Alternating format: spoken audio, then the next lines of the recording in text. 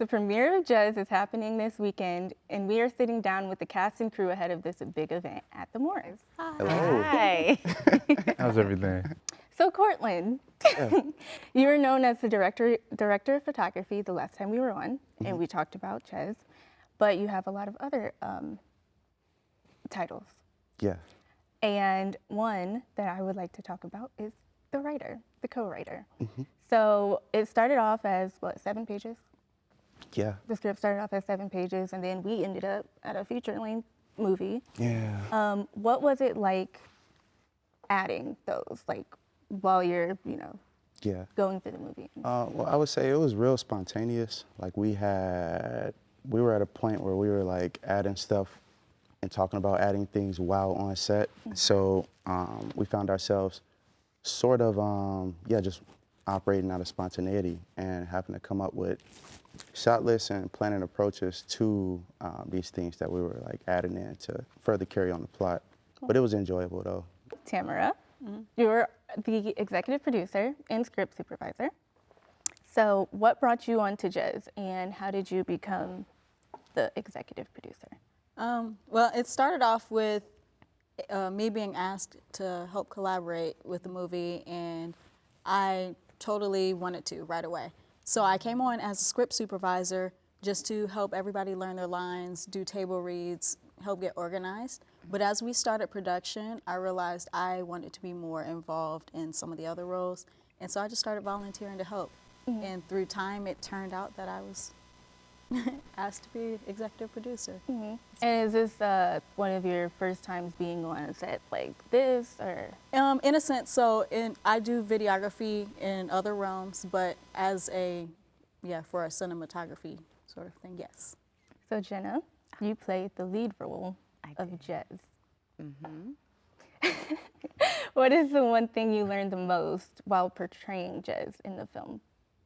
Okay, I would say I learned a lot of things, but one of the most memorable things would be my strengths and also a bit of my weaknesses.